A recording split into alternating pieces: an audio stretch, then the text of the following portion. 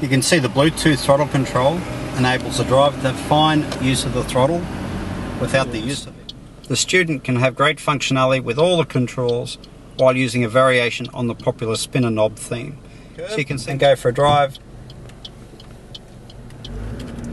using the Bluetooth range of accessories. Cancel the indicator using that knob. I'm still using my stick on the bottom right hand side, looking for where the road goes, and you can see just how functional this little piece of equipment is. As the vehicle straightens up, we can drive down the road with perfect mobility, cancelling our indicators.